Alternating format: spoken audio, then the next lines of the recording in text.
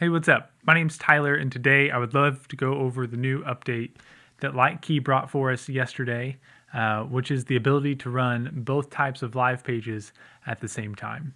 A little bit about me. I've been using LightKey for about 3 years. I'm a part-time tech director at my local church. I've used it there for a while. I used it before there for a bit. And I've seen it do really great stuff, not only for our church, but also some other local churches that I've recommended it to. I've seen already have been using it, and it's just a great workhorse. And I can't think of a better improvement than the one they made today. It's actually something I've requested to LightKey support, who are super responsive. I've always gotten answers from them within 24 hours. And they specifically told me whenever I asked for this one, this would be massive. This would take a lot of reworking, and it would have to be a massive update. And like I said, surely enough, that came yesterday. So I made a post about it. I was like, hey, we finally got this. And some people had requested, hey, I would be interested to see a video in this just so I understand what's going on with this better, and to help make sure that all of our people out there in LightKey world are using this to the best of their abilities. I thought that I would hop on real quick, make a video, which I don't do, I've never done before, but I would love to explain it. Now, as I go throughout this today, you're going to see some stuff that's probably specific to my workflows. I'm sure we all have in LightKey.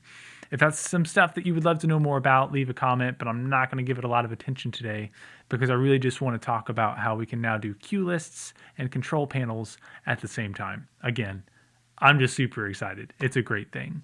So let's look at it. Now, first, let me go back to what our services have always looked like at my church, which is just a typical Sunday rundown. We have our pre-service scene. Let's hit play for our fade times, right?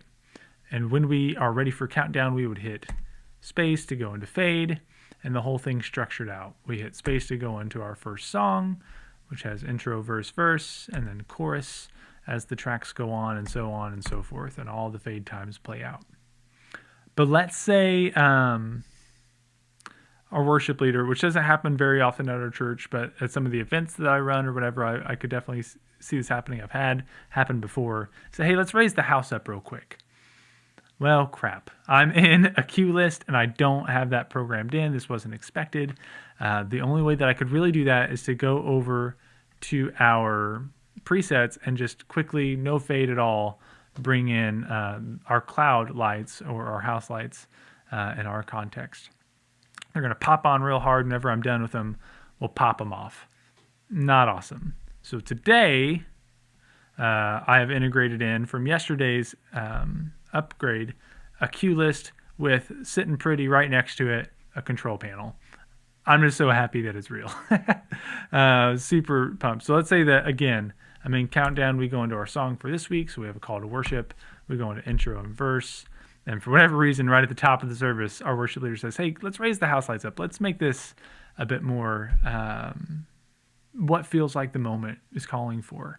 So all I would have to do as lighting operator is slide this cue right on up. I have it programmed in as a dimmer, so you can't really see it doing anything. And here we go. I've got house lights up. And once that moment's done, I can keep going on with our cue list. And once that moment's done, we'll bring it right back on down. Nice and easy. No hard bumps.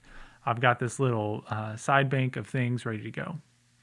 Now, let's say that I was in a different context. Maybe we're in a song. Let's see if we have any for this week. His Name is Jesus. The version that we do is kind of up. So let's say we're in the chorus and maybe I want my worship leader to kill me. But let's say I just want to flash these top pars with white. So currently there's nothing in there. But let's do an edit ad hoc property. Let's grab the lights that we would want.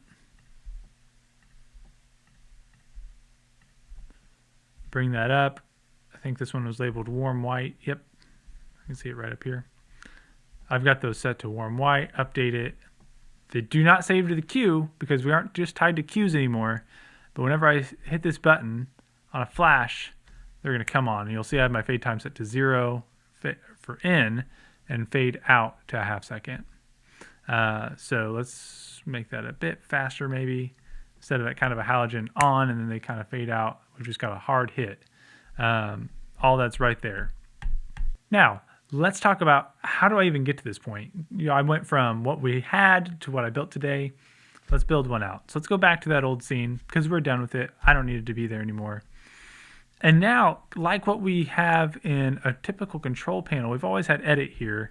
We have not had that on the queue list, but if I hit edit now, it pops up just like a control panel. So what I can do is select the queue list, drag this over because we've never needed that to be full width ever. And now we don't have to use it that way. And now I've got all this area to play with to add buttons, faders, whatever I want to do. So let's just right click. Let's just insert a regular button. And let's do house lights. If I can spell, full. I'm going to bring in our clouds because our house lights are divided into a few different areas. Under balcony, also at 100%. And let's just do the rear curtain, so kind of the space on our stage. Let's light that up too. Maybe for before or after the service. Now I can hit that, and I've got quick access to bring the house up to 100% so we can see all the way over and back down. So I also had some faders in there. Let's talk about that. Maybe you've never made a fader with control panel before. I think that still applies to what this video is about, which is a new upgrade. Let's hit add, and I don't have fader, but I do have button. And a fader and LightKey is just a different type of button. So let's go to vertical fader. And boom, I've got that right there. So let's say that I didn't want to just toggle on and off house lights. I could make it like this fader by just right clicking. It's going to save all the properties that it has with it, which are all my house lights presets. Where was that? Let's go to control type, vertical fader, and boom, bam. Now I can fade in up to 100% because I had selected all of my 100% presets. So now they'll all glide nice and easy together there.